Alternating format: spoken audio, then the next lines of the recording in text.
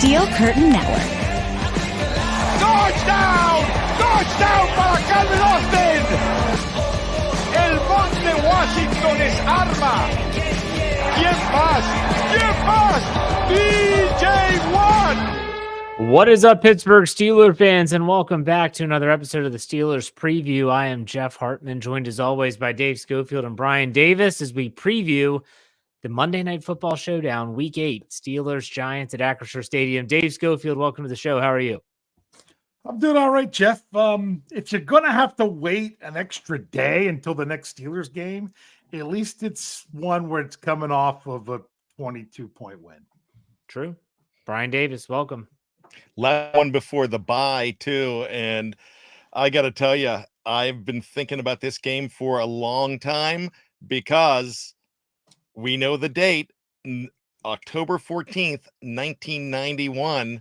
And that was the last time the Steelers lost on Monday Night Football. And it was to the New York Giants. I remember watching that game, but that's not going to be in bad memories tonight.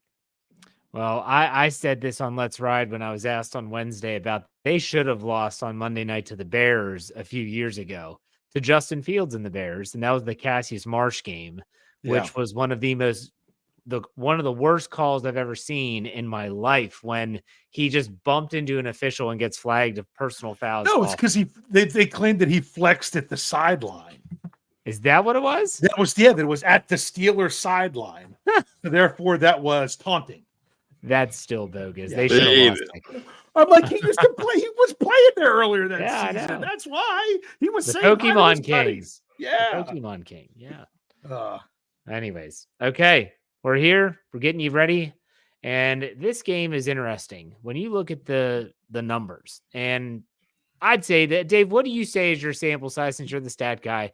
At what point do you say, okay, we can look at rankings because now they have enough, there's enough oomph or data, as you call it, behind them to actually give them some validity?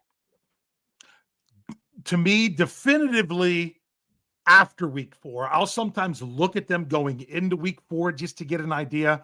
But once you got a quarter of the season, that's, one game isn't going to make a huge change like it would in week 3. So after 4 weeks or now, going into week 8, it's definitely on when you can look at the rankings and everything.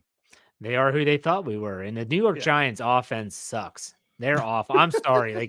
I really don't like to say that about a lot of teams, but when you look at the numbers, they are awful. And so that's why I came up with this headline. I threw it by the guys today. I was like, I want the Steelers. And I'm going to ask you this, Bryan. This is a great question for you.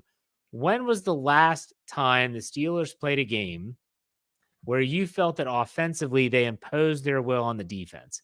That it was for a game, not just a drive. Like I'd say that the last 4 minutes of the Chargers game was a great example of what I'm talking about. But I'm talking about for 4 quarters, they were like, you know what, we're just going to run it right down your throat or throat, whatever the case may be. When was the last time that happened, Bryan? You have one in mind?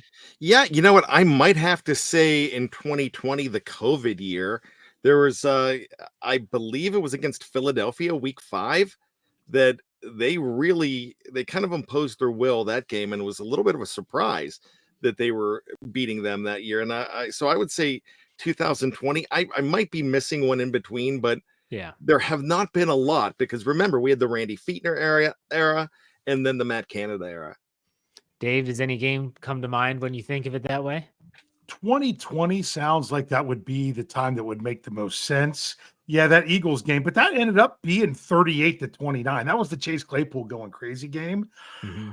To me, it was about 38-7 the next week against the Browns. Yeah. I mean, that game. 30. Okay. I mean, they 10 points in the first quarter. They were up 24-7 at halftime. That's a good one. I'm thinking like of one where I'm in the stadium. Or no, I wasn't in the stadium for this one. The Thursday night game in Carolina, and what was that, 2018, something like that? But that's going a little bit further back. But was that the Dilly game?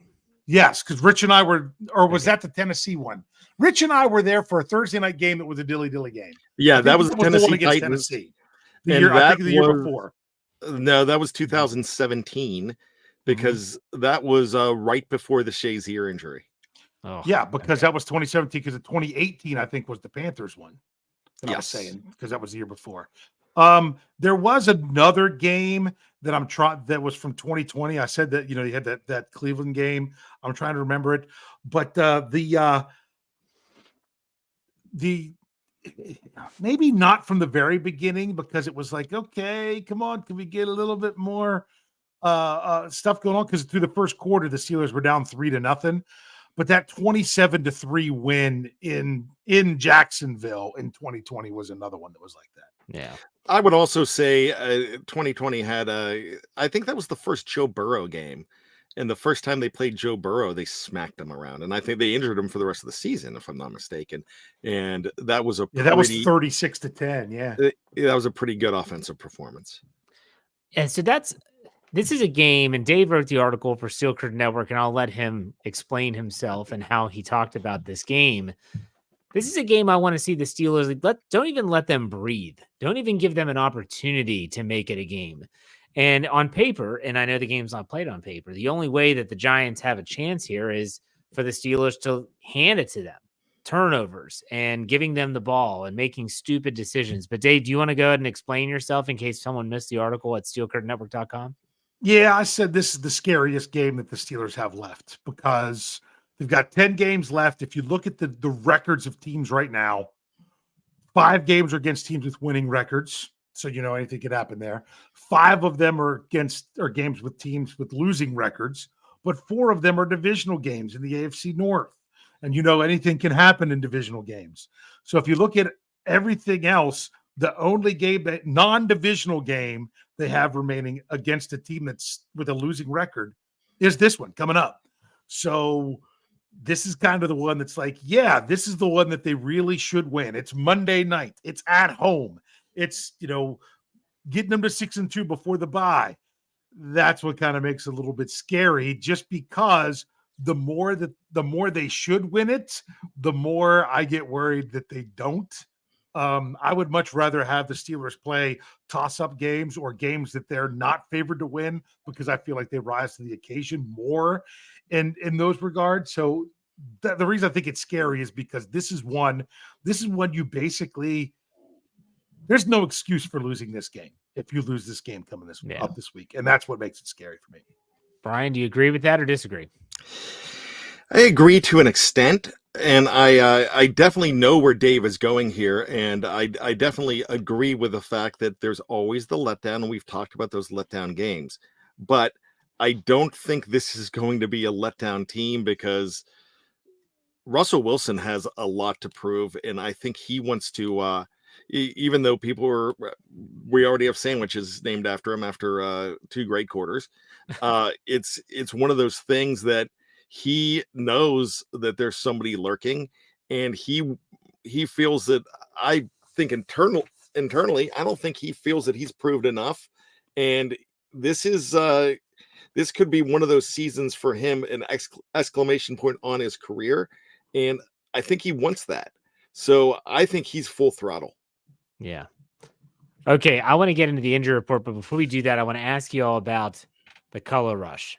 The color rush uniforms are going to be worn on Monday Night Football. This is coming off of I thought they were beautiful uniforms last week. I love the gray face mask. I thought it looked good. I wish they would do throwback weeks every season just to make it a little bit different.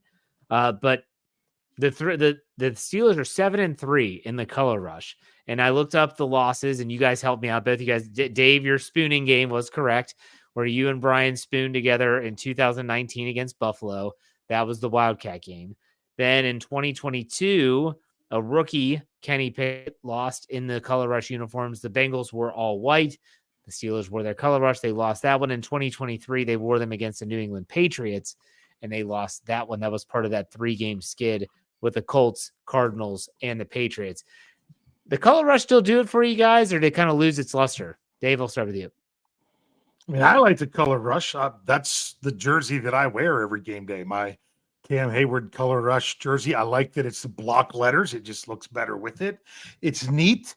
It's cool looking, but more important than the jerseys and the uniforms that the Steelers are wearing, it's really about the product that they're putting forth on the field as much as anything. It's cool to talk about, but anymore, I'm just like, just go play football.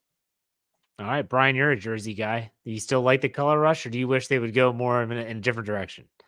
I do like the color rush, but I'm more in favor of the pants than I am of the jersey. I just like the solid black. I really like that. I think they're absolutely sharp.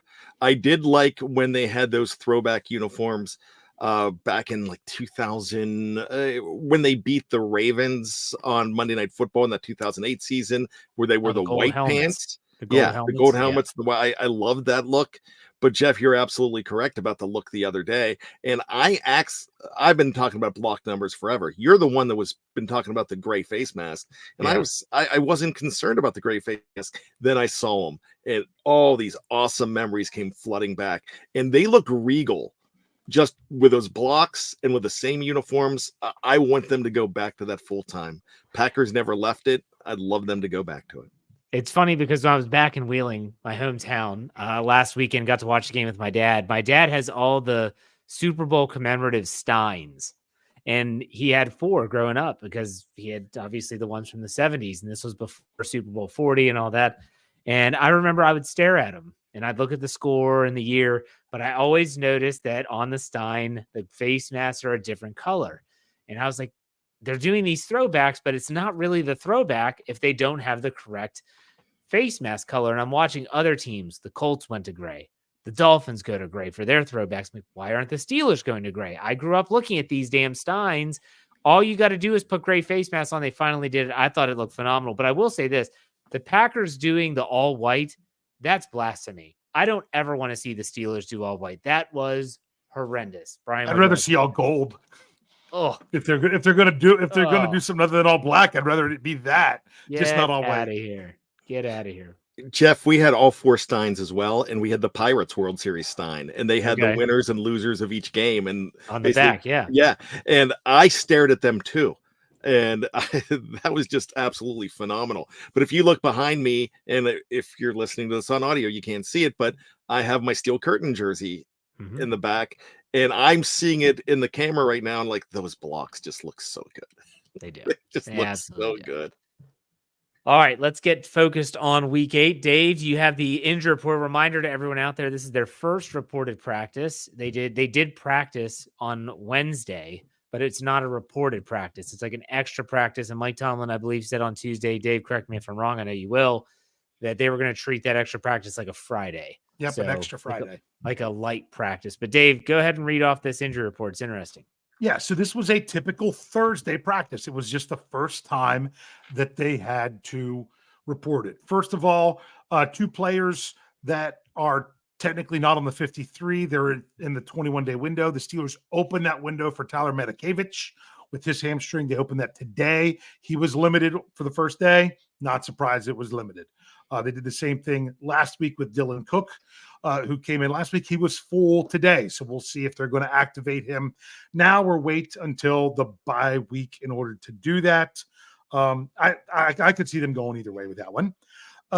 Let's see. Some players that did practice. DeMonte KZ was full with his ankle. Dante Jackson with his shoulder was full. So that's interesting to note. Then you had a limited Cordero Patterson coming back, and where was the other one? Deshaun. Oh, it was KZ that I said was full. Cam Hayward had the day off, so it was Thursday. That's typically what they do. So that was just due to rest. Of course, Frazier and Herbig, they're not expected to play this week. They weren't exactly ruled out, but they're pretty much ruled out. They both didn't practice. The ones that are interesting Keanu Benton was limited with a calf. Don't know if that's something that's just been bothering him or if that was something that popped up. I can't remember. So maybe you guys know more about that. Deshaun Elliott did not practice because of his back. That's something to watch. And Roman Wilson did not practice with his hamstring. There was a report from Alan Saunders that said that he had from a team source that Wilson re-aggravated the injury yesterday during practice. So, yeah, it doesn't look like we'll see Roman Wilson this week again. Put him on IR. That's what I say. I said that on Let's Ride for tomorrow morning. Put him on injured reserve. Give him 4 games off. I think you're going to need some roster spots anyways, and chalk it up to a red shirt season for Roman Wilson. Because honestly, right now he is taking up a roster spot. He re-aggravates a hamstring. We all know what that's like. You think it's fine, and then you go out and you re-aggravate it again. The dude's just constantly behind the 8 ball. So let him get right, and then we'll see where he is after 4 games. But if what he really needs is more practice, if you put him on IR, he can't practice. Oh, but he can't practice if he's not healthy either. Yeah, true. But this was the first practice he has missed in weeks. Now, he was limited to last week. So if there's any chance he's going to miss this whole week and whatever, yeah, put him on IR. Now, remember, the bye week doesn't count as one of those 4 because it's got to be 4 games, not 4 weeks. So, but if he needs the extra practice time, also remember, you only get 8 designated to returns, and the Steelers have already used 4. Now with Tyler Medikevich, the 2 to start the season, Dylan Cook and Jeremiah Moon, and Isaac Seumalo. You only got 4 left, so you got to be careful with that now. Now, if you make the playoffs, you can get 2 more during the playoffs. Wait, did Seumalo go on IR? Oh, no, you're right. He didn't go on IR. So they used 3. You're right. Okay.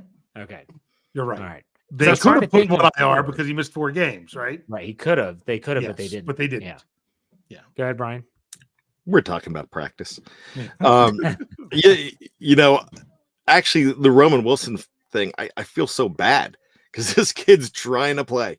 He's trying to get out there. He's trying to get on there. But when it comes down to it, you need that spot. And this might be one of those, if it is another 4 games, whatever it is, might be the kick in the pants to say, hey, this guy in our back pocket, Roman Wilson, we got to pull the trigger on a trade. That's when I say we, the Steelers might be thinking that this might be the kick.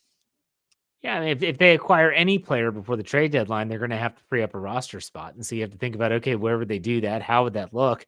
To me, a guy that's been banged up, can't get on the field. He's only been active for what, 2 games, Dave? 1. Oh, 1. Perfect. Yeah, there you go. Found 5, it. 5 or 6 snaps, no targets. 5. But the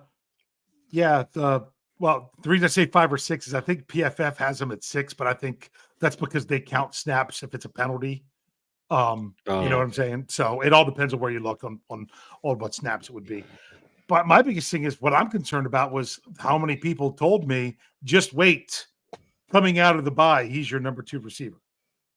That just kind of goes to show how anything can derail it. So and I'm not saying if you'd have been healthy that they'd have been wrong. Right. But yeah. Well, people on the live chat are saying, I want to see Roman Wilson, what he can do. So do I. But at the same time, we're getting ready for week 8, and we haven't seen it yet. And some people might have said, well, I think he was healthy earlier. A lot of people that are at practice every day said the dude doesn't look right. And Mike Tomlin continues to say he's got to participate. He's got to practice. And now he's hurt again. It just seems like everything is going against this young man. And I want to see him. Like I was excited when they drafted him in the 3rd round, and we haven't gotten to see him yet. But at the same time, it's a numbers game when it comes to the roster. We'll see how the Steelers handle it. And when Dylan Cook and or Tyler Medikevich get activated, Dave, do they have to free up a roster spot for that? Yeah. Yep. So that's another part of this that you're looking at. Like this is it would be one of their bottom 2 offensive linemen. I think John LeGlue. Oh no, LeGlue's in the practice squad. Oh, okay. He was in elevation. It's Calvin Anderson and as a tackle or Max Sharpling as a guard. Okay. They actually had all 9 active last week. Yeah, just because I guess they could. So that's probably what's going to happen if you go there. And honestly, if Patterson is back, you've got an extra running back in Shampklin that they didn't even have active this past week. They brought up Ward from the practice squad instead. That's true. I think that's what it would be there. All right. Brian, anything else about the injury report you wanted to discuss? The Benton thing needs to be watched. And the Deshaun Elliott thing, I'm almost feeling like Deshaun Elliott, or is it Dante Jackson? I do mix them up because their numbers are so close. But it seems like they have the Larry Ogunjobi treatment. And I believe it's Deshaun that you see him on an injury report a lot. But when it comes Sunday, it's like, I'm good. we got to remember this is the first injury report. So typically we're talking about the second and where they're trending. But this is like, so be it Benton, if he has a sore calf, they might say, just, take it easy. Like, we're just going to mark these limited. You also got to remember this, Jeff. It's the first injury report compounded with it being the second practice of the week, which is usually the more physical practice of all of them. Because Wednesday, they're always in shells on Wednesday. And you're only allowed so many padded practices during the season. If they put on pads at all, Thursday is the day they do it. Right. Just because you're only allowed so many. So that's why sometimes you see guys that are like, oh, well, there's not really anything wrong with them. They popped up on Thursday. That's because the Steelers it was a little bit more intense practice than they normally have, and they don't want to risk it. So, yeah. I mean, for me, I just feel like we've had this conversation a bunch on this podcast being on Thursday night, like Darnell Washington, when he popped up with a knee and we're like, oh my gosh, he has a knee injury. And he was a full participant Friday and he was no designation. So let's see what the Friday practice report has. Dave will have that for you on steelcurtainnetwork.com. What about the Giants? Yeah, this is kind of interesting here. You've got, I don't know to what level all these players are. Like, it's an NFC team. I'm not familiar enough with the AFC teams, let alone the NFC teams, but except for a few of them. You've got cornerback Cordell Floyd didn't practice with a groin. Punter Jamie Gillum did not practice with a left hamstring. Do they have two punters on their roster? I don't even know. No idea. This is one I think is significant, if I recall. Defensive back Trey Hawkins, ankle, did not practice. Cornerback Adoree Jackson, neck, didn't practice. Here's one, but this is probably given like the Cam Hayward treatment, though, although I don't think he's nearly as old. Dexter Lawrence, defensive lineman. That's the scary good defensive guy. That's the NFL leader in sacks. He did not practice with a hip. Okay, then you have linebacker Ty Summers with an ankle, didn't practice. Outside linebacker Bryan Burns. That's another one that Coach Tomlin, he talked about in his press conference. He actually added another thing to his injury. He was limited, but he had just been dealing with one thing. Now it's two. Now it's a groin and an Achilles. I'm not sure which one was added. Wide receiver Bryce Ford Wheaton with an Achilles was limited, and wide receiver Jalen Hyatt with ribs was full. All right, Bryan, any thoughts on that? No, I don't think that's really that bad for the Giants. I think they have a fairly good, healthy team going into this. Okay. All right, let's talk about what we're thinking with this game. It doesn't have to be long and drawn out. This is one of those NFC East teams that the Steelers are paired up with. They get them at home, prime time. Bryan talked about that already in terms of the Steelers' success on Monday Night Football. Dave, what are you thinking about this matchup with the Giants coming up? It's scary. No. But honestly, if you look at it, it's really interesting. You laid out the numbers in Let's Ride. I laid out some numbers on Pittsburgh Standard Time. When you look at the rank, especially when it comes to points, the Giants are towards the bottom of the league with offensive points. The Steelers are towards the top of the league in defensive points. They're, 14.1 and 14.3, or I think the two, they're almost the same. Then when it comes to how much points the Giants give up, they're giving up over 21 points a game. And the Steelers, this is good news for those of you that didn't listen to Pittsburgh Standard Time to get this. They're up to 23 points a game. Just think last year we talked about, man, if they could just get to 22 or 23, and the last couple games really helps with that. Let's get that number even more on the rise. But you also got to remember the points per game offensively are higher at the beginning of the year, especially with the better weather. As the weather becomes more of a factor towards the end of the year, it does die down some. But when you look at that number, it tells you that this is one that the Steelers should be able to take care of business. And I would once again love to sit back on my couch and breathe easy and just get to enjoy the second half and particularly the fourth quarter of a game. For that reason, it means I probably won't. But even if the Steelers, let's say the Steelers don't have their best stuff in this game, this is a game that if they're not playing their best football, they can still be victorious. I agree with that. But what about you, Bryan? When you think about this game, what do you think of? I think of the fact that the Giants are coming in with one of the worst offenses in the league. They are at the bottom as far as averaging 14.1 points per game. The Steelers are at 14.4 and are at number 2 with allowing points. So they're number 2 next to the Los Angeles Chargers as far as that goes. When you look at how Dave just mentioned the magic number of 23, the Giants, they're giving up 21.3. So it's almost even on the trends of what these teams have been doing so far. So when you think of a final score later on in the show, you think of it that way with just the trends as far as it's going. But what I'm thinking about with this game is you're looking at a Steelers team, and I've already talked about this, that are looking to pile it on more. The Giants are in the middle of starting a quarterback controversy, possibly with Drew Lock coming in last week. They don't know their identity. They might have Brian Dable at this point on the way out, looking over his shoulder. There's so much going on. There's so much upheaval with the New York Football Giants.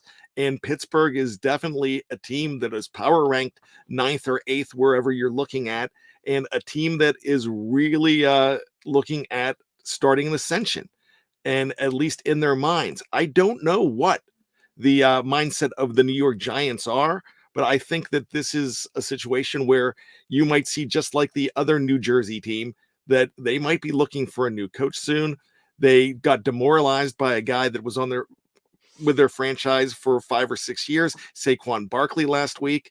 They just look like a shell of who they were last time. The last time these two teams played on Monday Night Football and the Giants won in 1991, they were the defending champions in the league. This year, they're probably looking at being the champion of the draft and picking and vying for that number 1 pick.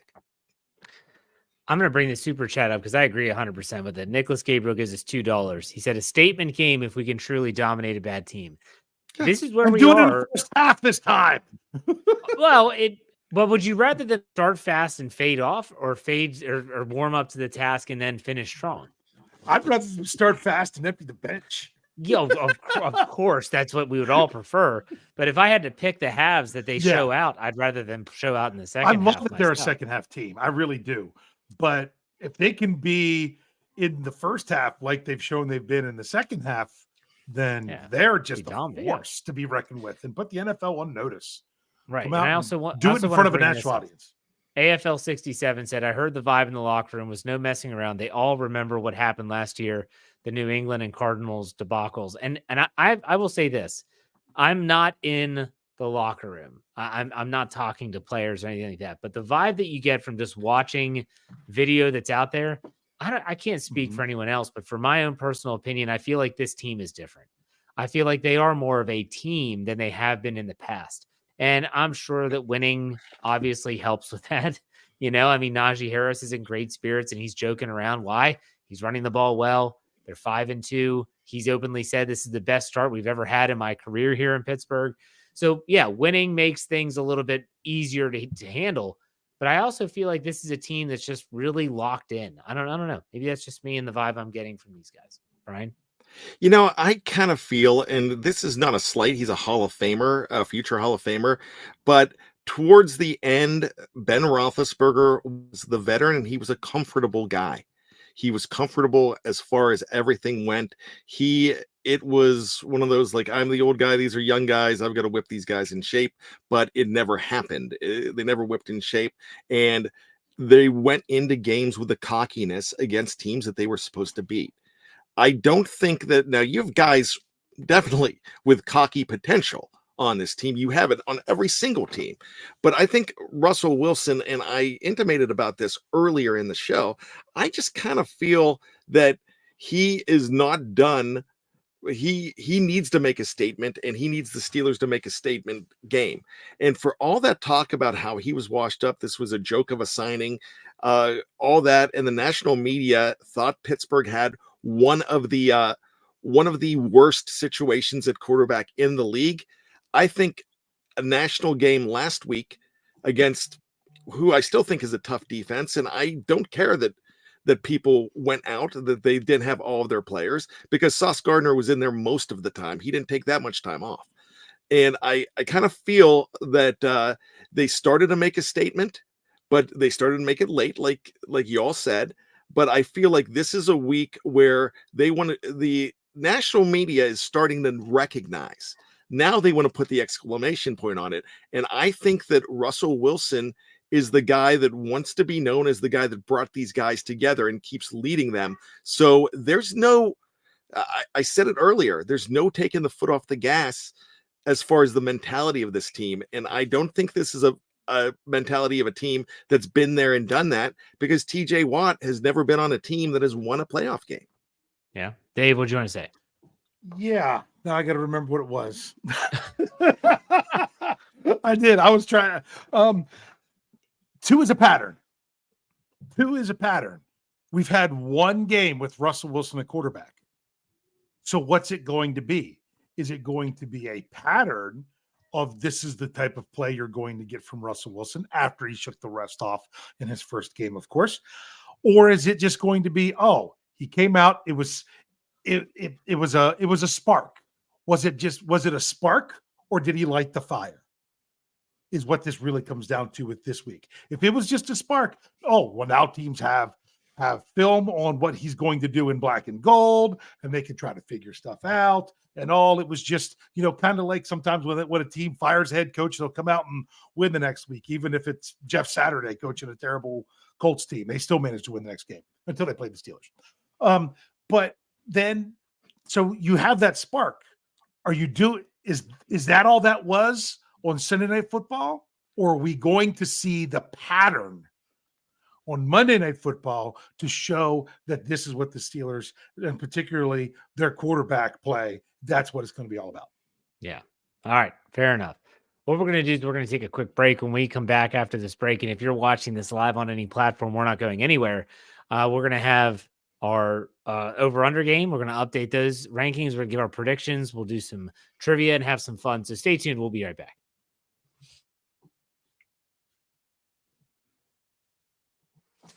All right, Steeler fans, we are back. Second half of the show. It's time for everyone's favorite part of the Steelers preview show during the season. It's time for the over-under game. I don't know if it's everyone's favorite. It's my favorite. I like doing these lines and thinking them up.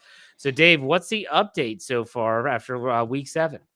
Well, when I went to look at the scores, I was really happy to start, because in the very first one last week, I went opposite of you and Bryan. So I'm like, there's my chance to win back a point. And I was right. It was the Najee Harris over 75.5 yards rushing. And it didn't really help much. We had a tie last week. Bryan and I both had 3. Jeff had 2. We all got the right pick of the game, but did not get the over-under, because the Steelers basically, it was 38? Yeah, 39. The Steelers almost hit it themselves. So therefore, this means we have a new leader. We have a new leader in one, Bryan Anthony Davis. Nice. He leads with 24 points. Jeff has 23. I'm still behind a good bit with 16.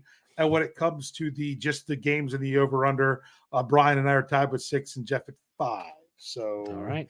I still got to get my stuff together, but at least I didn't fall further behind this week. Can I do a Kramer here and just go, I'm out? It's a great episode. All right. Are you guys ready?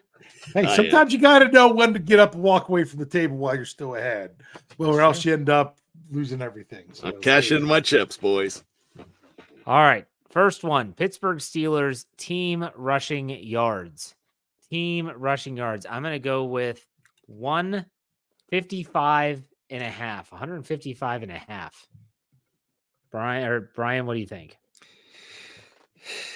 I'm trying to think what they got away with last week, and I think it was like about 140.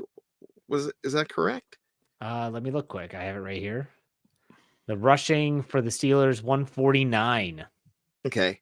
I'm looking at the Steelers here, and I'm looking at this Giants defense. I kind of feel like Najee's going to be going over 100 yards.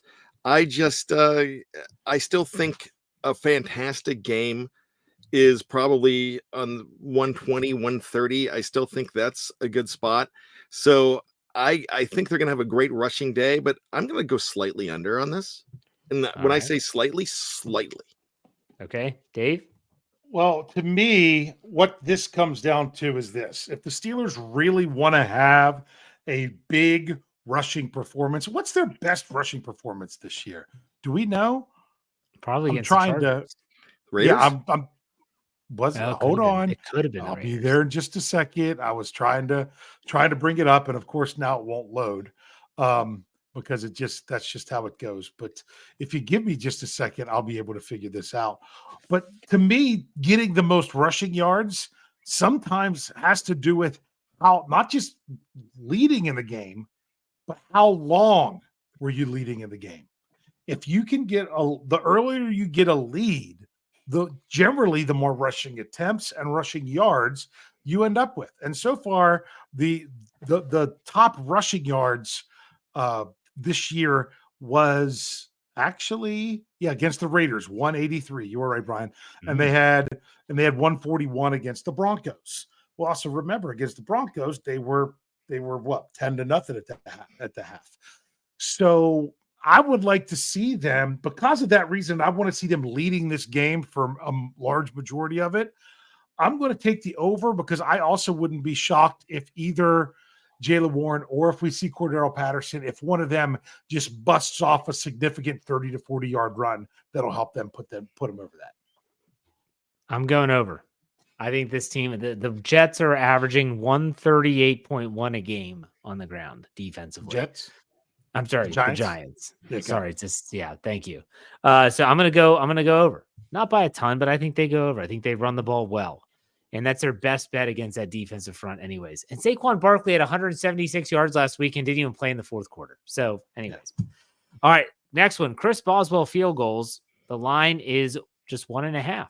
Brian, what do you think? I'm gonna have to go over on that. Because I'm thinking about my final score here, and I already have it, and that's going to include. Looks like that's going to include 2 field goals. All right, Dave. I'm trying to think of the score that I was saying. So it was 1.5. So Brian says over. What score did I say? All right, I might have to backtrack. You know what? I'll go over as well. I think he'll get 2. I am as well. My prediction has 2 field goals in it, so I'm going to go over. And I wouldn't be shocked if it's later in the game, if the Steelers are up by a good bit, but they're in field goal range and don't want to push it on 4th down, and so just take the field goal with 10 minutes left in the game. All right, next one. The Pittsburgh Steelers defensive sacks. The Steelers have not been getting to the quarterback with much frequency this season, but the Giants have given up 22 sacks so far this year. That's 3rd most in the league. And they've lost one of their tackles. I have the line at 3.5. Brian, over under. This is team, by the way. Andrew Thomas is so good, and he's gone. And I think that's their best lineman as far as everything goes. I don't know what else. I have not looked at the depth chart here. I think 4 is a lot, but I can see it happening in this game. I can see Highsmith getting to the quarterback at least once. I think TJ Watt gets to the quarterback, and when he doesn't get to the quarterback, he's still dominating in games. He's doing different things to dominate. So as much as I think 4 is daunting, I'm still going to go ahead and take the over. Dave? Yeah, I'd have been more difficult. It would have been more difficult if you'd have given me 5.5 rather than 3.5. Well, but how many didn't they surrender 8 last week? Well, but the Steelers aren't sacking the quarterback this year. I know also, that it's different. But the Steelers have also gone up against some of the best offensive lines in the league so far. And if I could look at the quarterbacks, they've gone against veteran savvy quarterbacks that get rid of the ball quickly. So when you think of a guy like Aaron Rodgers, Kirk Cousins, Joe Flacco, they would much rather sit back and make sure that they're not rushing too many, because they're not fleet of foot either. And Daniel Jones can run, sure, but he's a train wreck. So I'm putting the number at 5. I think they'll get at least 5. I'm over. I'm saying over. I'm saying over, but I think that every team, their approach, I want a bonus point if they go over 5. I'm going to say they get to 4, so I'm taking the over. Yeah. But I don't think they're going to have as many as a lot of people think. I think that the Giants are going to say, we got to get the ball out quickly. It's going to be just like the Jets did last week because they don't trust their offensive line. And so I just think that's the approach. It's going to make life tough to get home. And unless they need the big chunk play, which I hope they do because they're trailing, I don't know. Anyways, let's move on. Darnell Washington targets. Last week he was targeted 4 times. I have the line at 3.5. Bryan. I'm actually going to go under here. Okay. Probably gets about 3. Dave? Yeah, I'm going to go under as well. I'd love to see it be over, but I've been over on everything so far. I got to go under at some point. I'm going over. I think he gets 4 again. I think they're going to set up those little bootleg passes that's all they did. I mean, hey, doesn't matter how he catches it. Now put him in the middle of the field. Put him not running towards the sideline. Put him actually catching the ball going down the field, and let other people have to make business decisions. Like that was Sauce Gardner, right? Yes, it was. Yeah. All right, now next one's tough. Russell Wilson passing attempts. Now last week he threw the ball 29 times. I have the line set at 24.5. Bryan, what do you think? This is a game where, like Dave said early, that if they're up, you're going to see them run the ball more and more and more. But I don't think, we've seen passing games where there's 50 passes. So I think slightly over. Okay. Dave? I'm going to take the under because I took the over on the rushing yards. I think that maybe they'll, I would love nothing more than Russ to do such a good job and get a ton of yards on not many attempts and get to sit down. Just because why risk anything right before the bye if you're winning the game decisively? I want them to win this game decisively. I know I'm setting myself up for a big disappointment, but I'm putting my money where my heart is on this one. I'm going to say under. I'm going to say under as well, but not by much. I think that he hopefully is just around 21 or 22 attempts, and they don't need to throw it a bunch because they're running it so well. And the last one here, Pittsburgh Steelers takeaways, defensive takeaways. The Giants have turned it over 8 times this season, 4 interceptions and 4 fumbles. Steelers are taking it away at a crazy clip. They're 13. I think they're plus 9 on the turnover differential, which is only second to the Bills, who are plus 10. Steelers have 9 interceptions, 4 fumble recoveries. I've got the line at 2.5. Bryan, over under. My gut's saying 2, so I'm going to go with under. All right. Dave? I'm trying to catch up on Bryan, but this one I have to as well. I wouldn't be shocked if it goes to 3, but I just can't bank on it. I'm going to go with 2 as well. I'm going under as well. These lines were not as good because we all agreed too much. I need to start getting better. So, we agreed on half of them. We agreed on half of them. You complete me with lines, Jeff. Not that Chris Boswell one. That was the first one ever. All right. Not making that mistake again. Okay. Let's do some prediction time. The Giants right now, if you want to take them on the money line, is plus 195. The Steelers on the money line, minus 238. The Steelers are spotting the Giants minus 6. Now, granted, this line can change dramatically between now and Monday. That's just what it is today, Thursday, with an over-under of 36 even. So with all that said, Bryan, what's your prediction? How do you see this shaking out? I like the Steelers in this game, definitely. I wanted to go ahead and do what I did last week and feel comfortable with picking the Jets and picking the Steelers to lose. And I kind of wanted to do that just because I feel better when I'm wrong. But I really feel good about this game, and that always makes me nervous. But like we said earlier in the show, this is kind of a different team with just a different mindset. I don't think they're going to blow this team out completely, but I think they're going to beat them by more than 10. So I'm looking at how much the Giants score.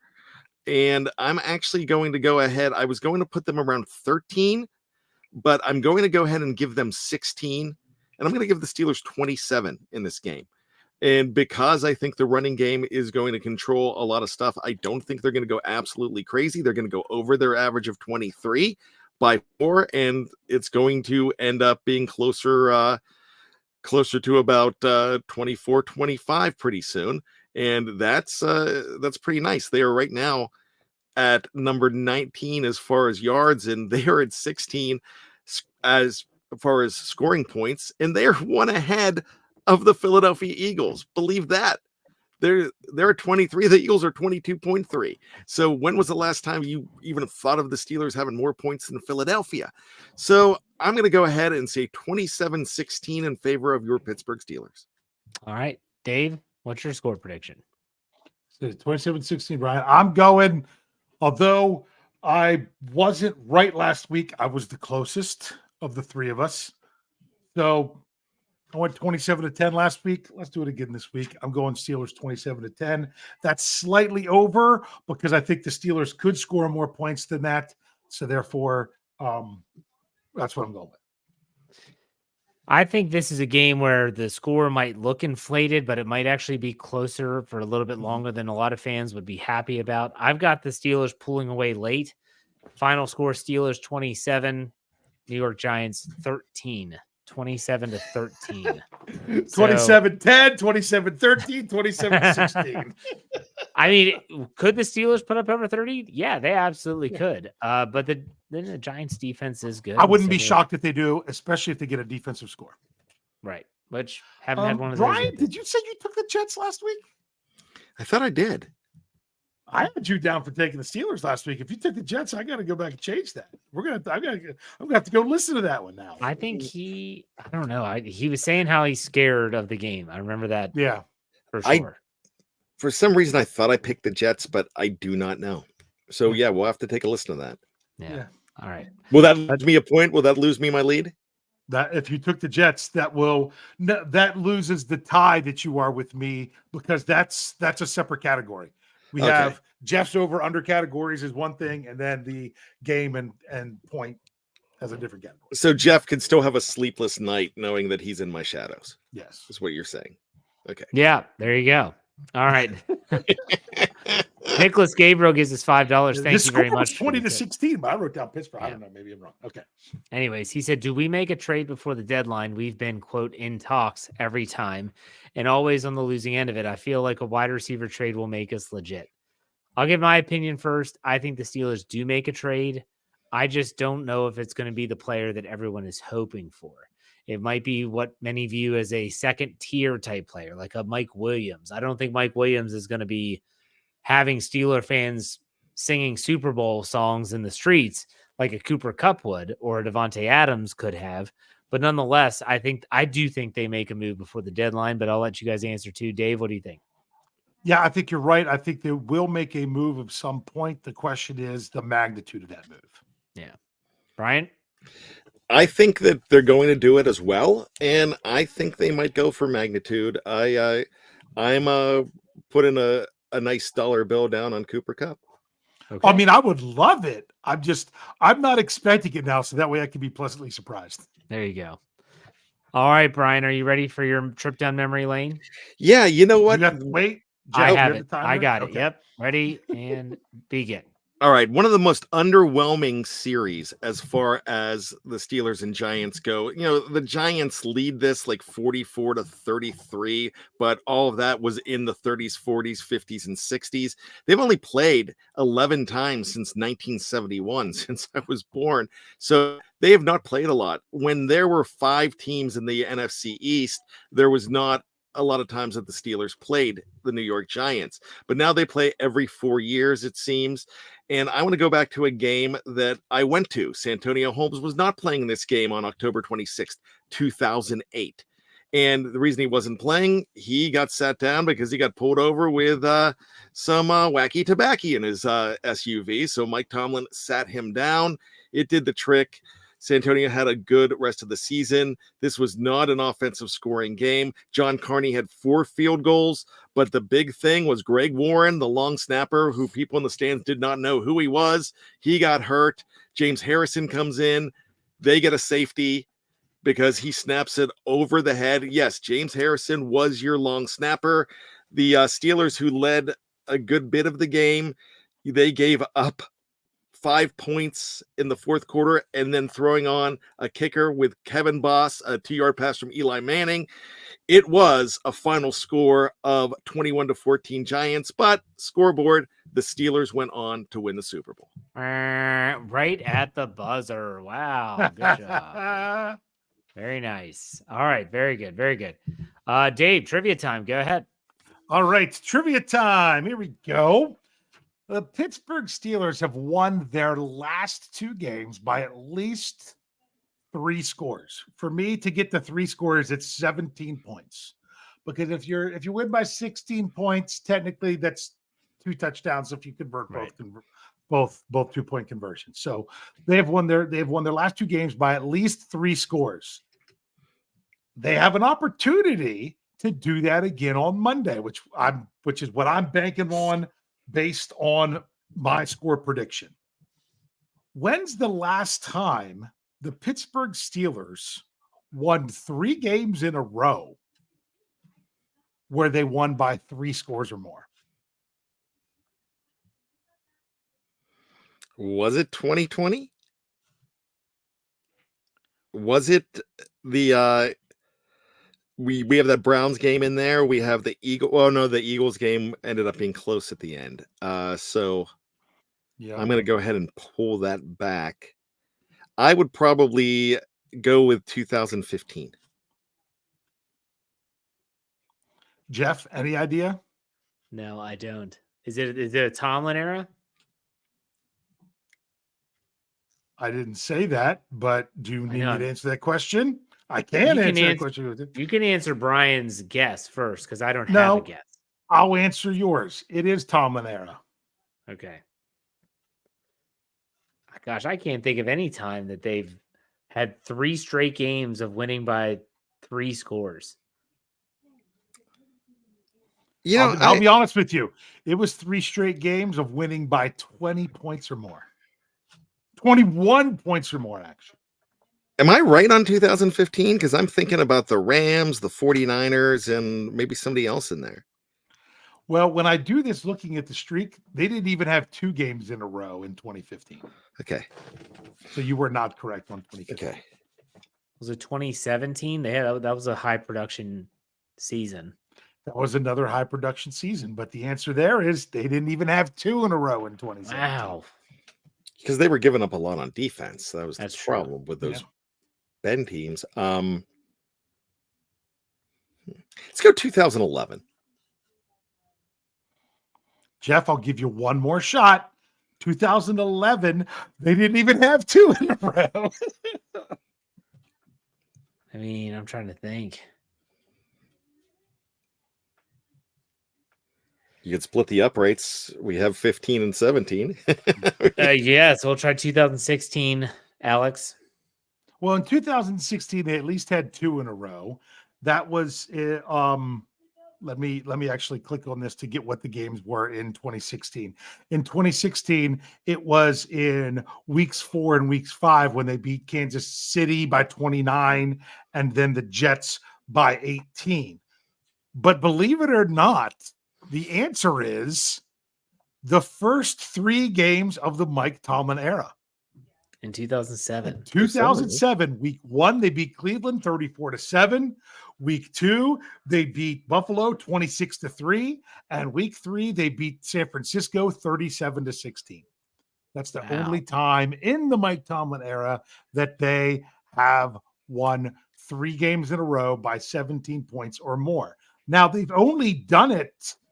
I think this goes back to like the mid 50s, maybe. They've only done it 3 times in a row, 4 times total.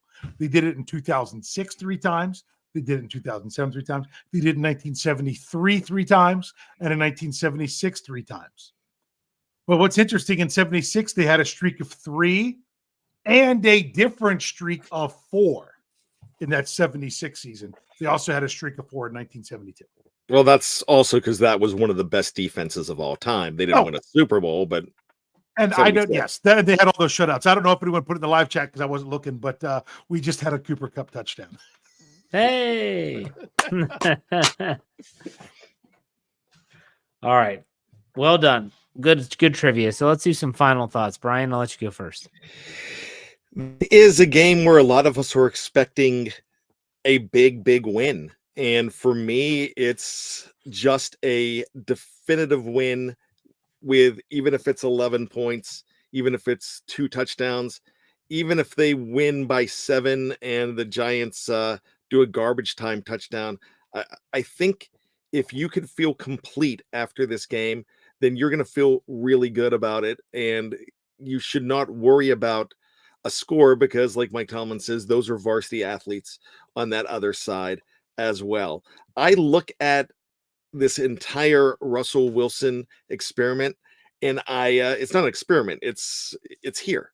It's an era, and it could turn around. Fortunes can change, and I get that. But one thing I noticed when they started that game, the players on the field for the Pittsburgh Steelers were tentative. It seemed like some of them might have still had some loyalty to Justin Fields. Nobody was gold bricking it. Nobody was laying down and just not playing for Russell. It felt like they needed to go ahead and just feel each other out. And by the third quarter, everybody was all felt up in this game, and they felt pretty good about. I did not mean that. I saw Dave get excited and laugh, but they. Oh my gosh, Bryan! But what they did is they were feeling each other. Say that at the Beehive. Yeah, it was not going there. They were in sync, and that's when the Russell Wilson era began. And the way these guys were talking afterwards, this is a new George Pickens. This is, he's a definite start in your FanDuel and all of this because he is, when George Pickens is motivated, you saw what happened last year, even when the Mason Rudolph came in. When George Pickens gets attention and he feels motivated, man, he's a different guy. Najee is definitely motivated. He didn't need to be motivated by new quarterback coming in, but they're feeling this. And when the locker room is excited and you could tell that this is a team that has a buzz of electricity, you believe, they believe. So what happened, I don't think these players were absolutely believing in Russell Wilson, even though they practiced with him. They saw it happening in game, like Mike Tomlin says, in stadium, and with them being in sync, there was belief all the way around, and I think there was belief in that stadium as well. So you got to believe in this team. All right, Dave, you're feeling up final thoughts. Go ahead. Well, he just said they were in sync. Does that mean they said bye to the Jets? Sorry. I'm sorry. At least I commented on that, not the other thing. All right. So remember, it's a 1-game sample. I'm excited. I think a lot of us are excited because you know what? I love me some Russell Wilson, but you know what? I also love me some Justin Fields. My goodness, even last year, I was loving me some Kenny Pickett and some Mason Rudolph, and I don't know, Mr. Trubisky kind of made it hard to do. But just, I loved it. I want to see the Steelers quarterbacks play the best they can. And what's so funny is I look back at last year at some of those things like, oh, yeah, really want them to do, how much I talked about building up Mason Rudolph, go get it and everything else. But it's just been to a whole different level this year. And other people say that Steelers fans didn't really remember what it was like to have a quarterback play that could go out there and actually win you a game. There's some truth to that. But it's a 1-game sample. You've got an opponent you should take care of in prime time in your house. Get it done. Take care of business. Roll into the bye. And start getting a little bit more creative with how you can do things after you get that self-reflection for that week you have off. But just keep it going. I'm trying to hold back a little bit just because, like I said, it's a 1-game sample. But now let's make it a pattern. All right, my final thoughts here are simple. Screw you, Pro Football Hall of Fame. You overlooked L.C. Greenwood once again. You clearly don't understand what your mission is, and that's to put the best football players of all time in the Hall of Fame. He deserves to be in the Hall of Fame. He has deserved to be in the Hall of Fame. So I give you a big middle finger, Pro Football Hall of Fame, and can't know if it's the too many Steelers from the 70s narrative, then you're missing the boat. It's for the best players ever. He deserves to be in there. It's a shame. It's actually a disservice to the game that he's not. And so I just wanted to bring that up. So thank you. Screw you, Pro Football Hall of Fame. All right, that does it. We'll be back. Well, some of us you'll see before then, but we'll be back definitely on the post-game show after the game on Monday. So make sure you check that out. Make sure you check out all of our podcasts. My Let's Ride podcast tomorrow morning. If you missed Dave's Pittsburgh Standard Time, go check that out. It's a lot of great stuff. And then also steelcurtainnetwork.com. That's steelcurtainnetwork.com. Give us a shot. I think you'll like it. What's up, Bryan? Q&A coming up next. Coming up. That's right. Yeah. Stay tuned for that. So Dave, why don't you send us out? Hey. All right. We'll see you next time.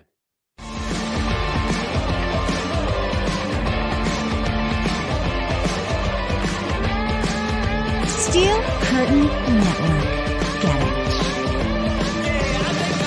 Get it? Everybody else gets a little tight.